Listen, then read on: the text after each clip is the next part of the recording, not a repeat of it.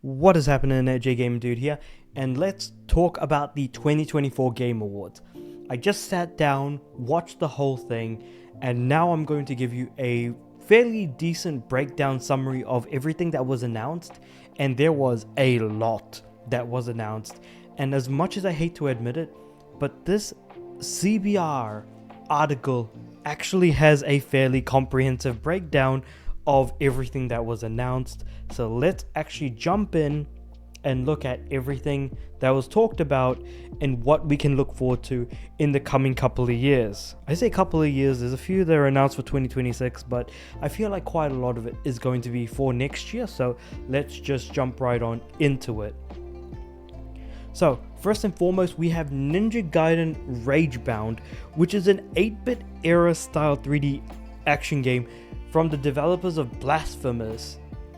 And that is really cool because we've always known as Ninja Gaiden. Well, originally Ninja Gaiden was a 2D side-scrolling title, but then became more 3D. But because Ninja Gaiden went into 3D, it became a poorer quality title as a result. Like the actual tightness of the combat, level design just didn't quite hit as well. And so it's great to see Ninja Gaiden go back to its roots, but also mix some more flavors that we're seeing nowadays in terms of a, how would I put it, a Metroidvania sort of thing. So I am enjoying what I'm seeing. I'm very much looking forward to Ninja Gaiden Ragebound. I cannot say enough good things about how great that game looked. Next we have is One Move Away. It's a first-person puzzle game where you're actually packing things in a suitcase. So it's almost like reverse unpacking. And it looks interesting. People thought it was a VR game initially, but no, it looks to just really be in first person and that being about it. So definitely want to look forward to if you're looking into the cozy games. Slay the Spire 2 got announced and is coming to early access next year. So if you loved and got obsessed with Slay the Spire, then for sure Slay the Spire 2 is going to be there. Dave the Diver is getting a new DLC with In the Jungle, and that's going to be coming out in 2025. Thick as Thieves is a PvE multiplayer stealth game. And it has a cool idea and element to it. I think I pretty much personally checked out when they brought in the multiplayer aspect, because I wasn't a fan of the multiplayer elements that were being shown. So I don't think this is one for me, but hey, if it's for you, cool. But the next game actually was quite surprising, and in fact I was actually quite shocked to see what I did. Shadow Labyrinth is a Metroidvania, a Pac-Man Metroidvania. And it's coming in 2025. I don't know how to explain this. This is insane to think about. It's just crazy. And that's pretty much where the secret level Pac-Man episode kind of turns into, or is kind of based off of. So I feel like the secret level episode about Pac-Man, which is, so Secret Level, if you don't know, is an Amazon Prime TV show based on different franchises in gaming, and the episode for Pac-Man actually relates to Shadow Labyrinth pretty bloody well. So honestly, check it out. I am quite surprised. I am going to be picking it up when it does become available because I am very interested. So Steel Paws, an action-adventure mobile game following a girl and her buddy robots, coming to 2025 on Netflix Games. And if I remember right, I think this was the one that was made by the guy who made Shenmue, I think. I could be wrong about that. Again, the show was actually quite long. It was like 4 hours long. And this was before the show even started, so I might be mixing it up with a different announcement, but we'll kind of get through it. Tales of the Shire, cozy Hobbit game, does actually look worse than I expected it to, so may not actually be picking that up as much as I was thinking it was a cool idea. Stalecraft X Operations, an MMO FPS set in the Chernobyl exclusion zone, coming in 2025. I'll be completely honest, I don't even remember this one. Midnight Murder Club, a multiplayer FPS horror game. Now this one actually looked really cool. It's coming to early access in Feb 2025, and the beta is actually available on PS5 and Steam. So that's the aspect that I remember the most about it. Kyora is a multiplayer sandbox from Pugstorm and Chucklefish, where players take on an open world survival crafting adventure coming soon. This one I do not remember whatsoever, holy crap. But one that I do remember and I will never forget seeing is Rematch, which is made by the guys who made Sifu, but is actually a 5v5 football game. Now, what I didn't realize is it's an online competitive title, and that makes me not want to play it anymore, because I thought it was a single player game. So, that's a big oof from my perspective. Next thing we've got is Solasta 2, turn-based tactical RPG based on Dungeons and Dragons, and it's specifically the 5th edition. I am actually looking forward to this. I hope it comes to PlayStation, but I can only hope so much. Witcher 4 got announced and is being helmed by Siri, so depending on how you want to look at that, totally up to you.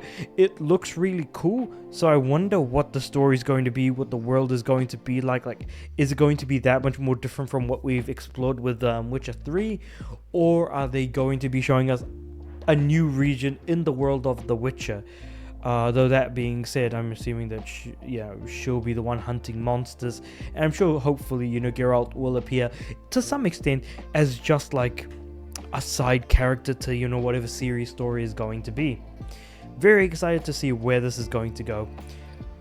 Another surprising announcement, and Jesus Christ, did nobody see this one coming?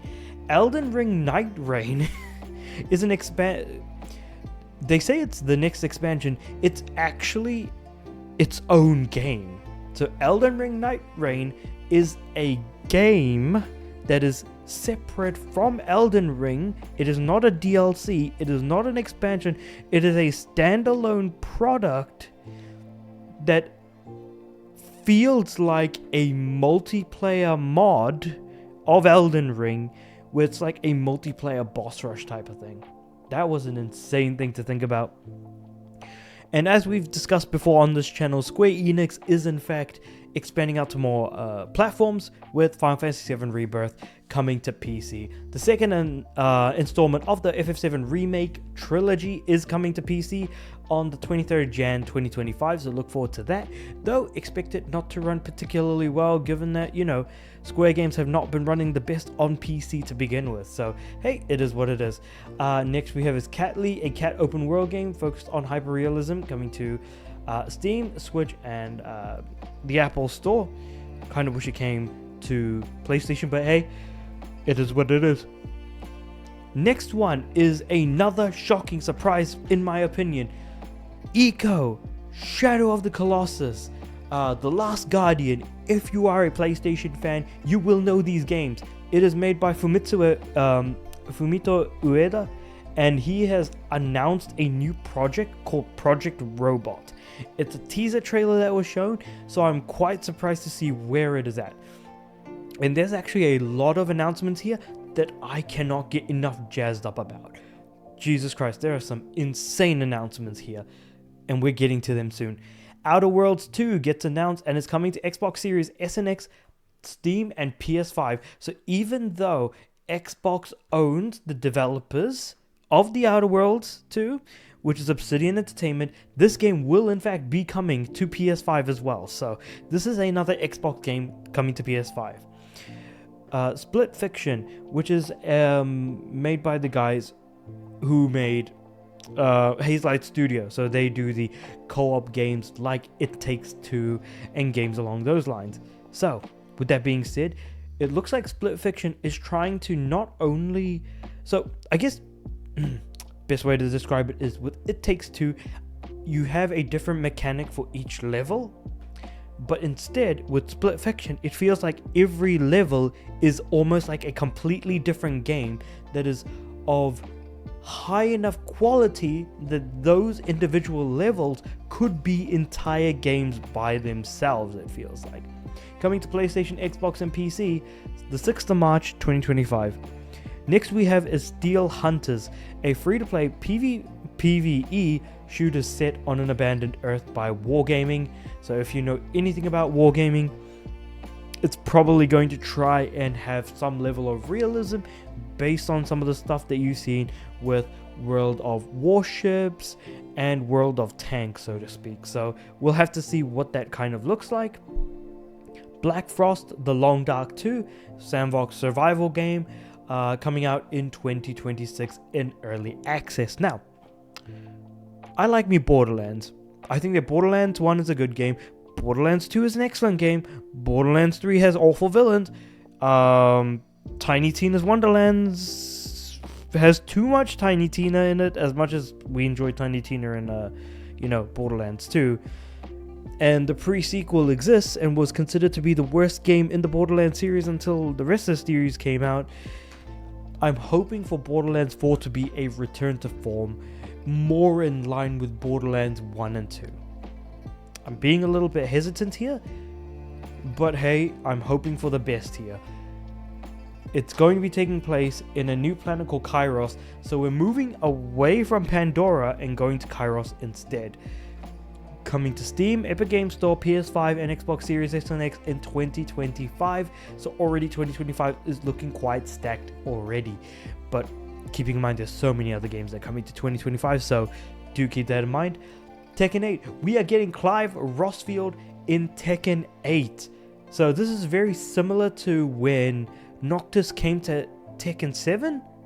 Noctis being the main character from Final Fantasy 15. We now have the Final Fantasy 16 main character coming to Tekken on December 16th, 2024.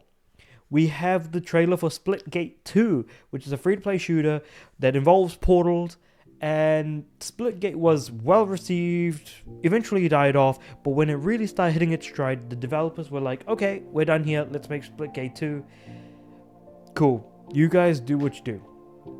Mecha Break got another gameplay trailer, of course coming to Steam, Xbox Series S and X in spring of 2025. That being said, Mecha Break, we've seen trailers a lot. Now, here's where I lose my mind completely. I see the logo for RGG Studios, the guys who made Yakuza, and yet somehow they are making a new Virtua Fighter.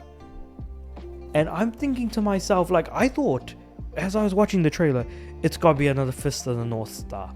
It's gonna be another Fist of the North Star game. No, it's a new Virtua Fighter. And that's crazy to think about. Anyway, there's going to be a Virtua Fighter Direct on the 13th of December 2024. What? Oh no, it already happened. Never mind, it already happened today as I am recording this right now. So, hey, it is what it is. Holy crap, they're making a new Virtua Fighter. And it feels like it's going to be a proper reboot. Hopefully, it'll actually be a competitive... that as a Virtua Fighter game can be, competitive with Street Fighter... Tekken, that it's not left behind like it has been for the longest time. So I do hope that they can actually bring it back.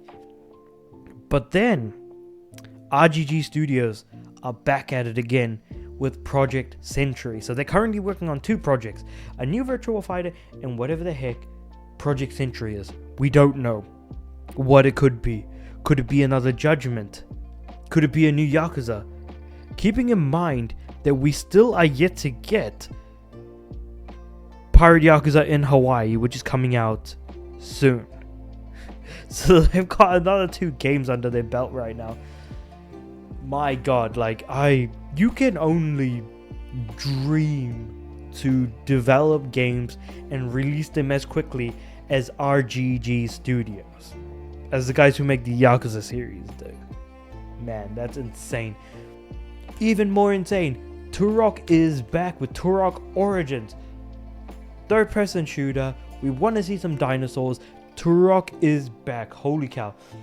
Helldivers 2, Omens of Tyranny. Update out pretty much when the show happened. Warframe 1999, next chapter of the Warframe story, is going to be available on the 13th of December.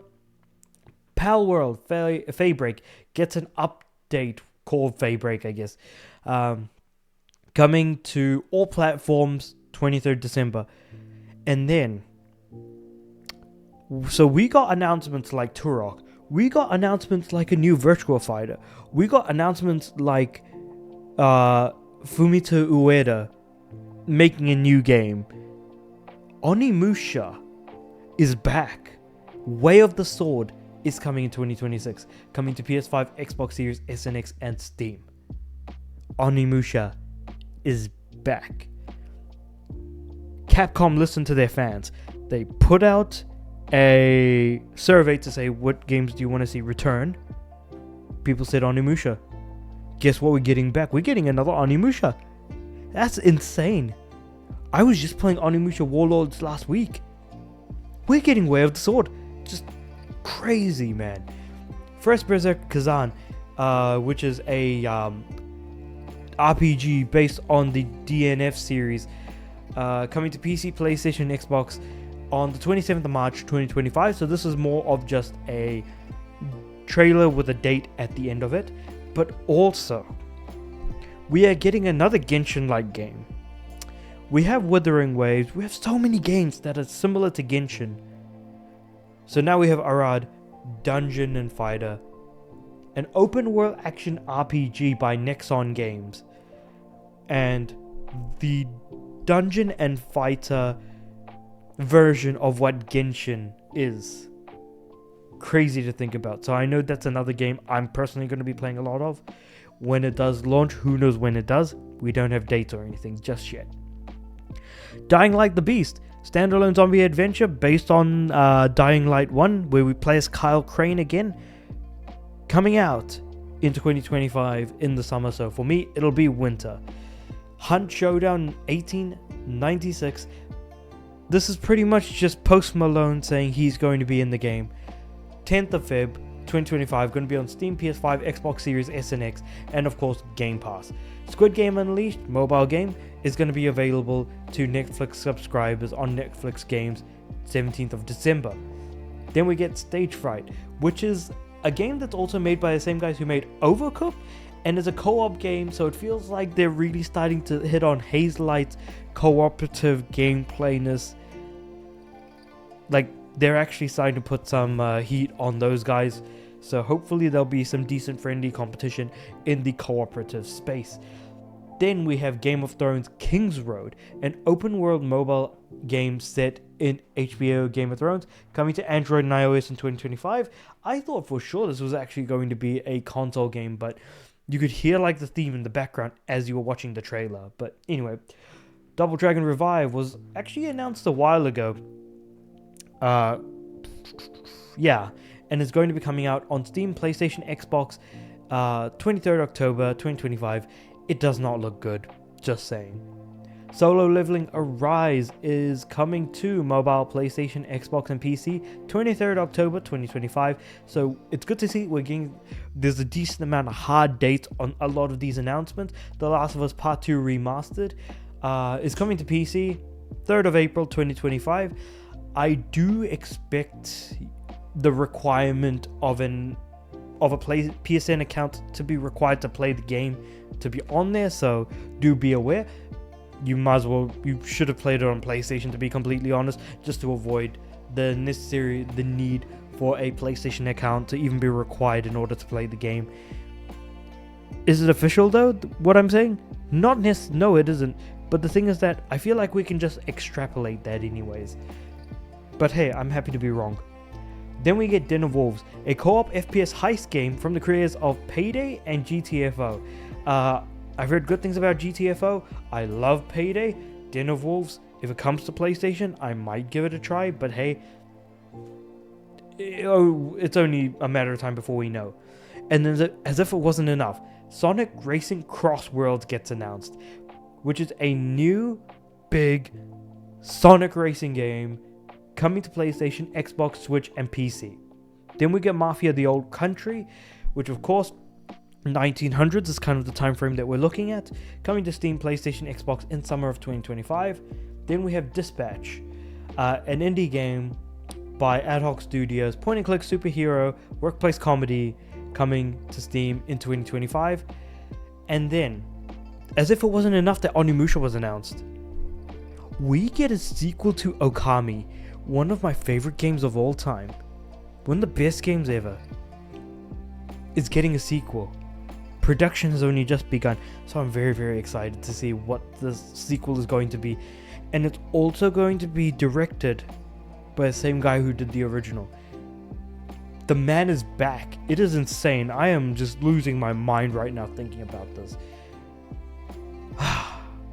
Damn, is it good to be a gamer right now. So damn good. Then we have Crimson Desert, which is made by the same guys who did Black Desert Online. Open world action adventure by Pearl Abyss, coming to Steam, PS5, Xbox Series S and X, and Mac App Store in late 2025. And then finally, we have Intergalactic: The Heretic Prophet, a new futuristic franchise by Naughty Dog that has been in development since 2020 for PS5. God, I can't even read. Holy crap. So we don't really know much about it except for a couple of characters, and that's it. There's some sort of space bounty stuff going on. You know, take from that whatever you will. It's just difficult to kind of discern exactly what was going on. But anyway, we'll have to wait and see when more information comes out. We don't know when it's going to come out though, so that's the interesting thing. Now, for myself personally, if I were to mention what stuff I'm personally looking forward to the most, it would have to be Ninja Gaiden Ragebound, Slay the Spire 2, Shadow Labyrinth, Rematch is a maybe. Hopefully it doesn't require you to actually play online, but if it does, then I would not put that in there. Witcher 4, whatever Fumito Ueda's next game is going to be, Untitled Project, whatever have you. Borderlands 4, of course, looking forward to that. Tekken 8's Clive joining Tekken 8 is actually really cool. The new Virtua Fighter for sure. Project Century, I don't care what it is. If it's made by RGG Studios, I'm definitely going to be playing it. Turok, hell yeah. The update for Power World, of course, and Warframe, why the hell not? Onimusha, Way of the Sword, 100%. Arad, no way in hell I'm not looking forward to that game. Sonic Racing Crossworld, without a shadow of a doubt. The Okami sequel, yes. Those are the ones I'm looking forward to the most. Yeah, those are my highlights personally. There was an insane amount of announcements. The show was really well done. I am very happy with what I saw, and honestly, it is exceptional. I think the way which it was produced and provided. The biggest downside, depending on who you ask, is most likely going to be the length, because the show didn't have to be as long as it was. But with that being said, how do you then pack things in a tight enough package to where you're providing everything that you want, and at the same time keeping it of a acceptable length? The balancing that is an insane challenge that I do not at all envy anyone attempt to do. But I feel like Jeff has kind of done his level best to try and balance those things while having at least some advertising to, keep the money flowing in, to even allow the show to happen. Maybe I'm being incredibly charitable in that regard, but doing something like this is not easy. So I'm very happy to see how things have gone. And this year's Game of the Year medley, I thought was actually quite good. Granted, 2018 and 2020 had exceptionally good medleys. This one was actually pretty damn good in comparison to most. So I am happy to see how things ended up for the most part. This is as close to a 10 out of 10 as you can kind of get on how you do these sorts of performances, announcements, awards, And I'm very happy to see Astrobot get Game of the Year, because we need more platformers from PlayStation. Platformers from PlayStation is a long lost art that I wish we could get more of. And I hope that PlayStation look at this award given to Astrobot so that they themselves can look at themselves in the mirror and be like, you know what? Maybe it's time we did bring back Jak and Daxter. Maybe it's about time we did make a new Ape Escape. Maybe now is actually a good time to bring back classic platforming franchises.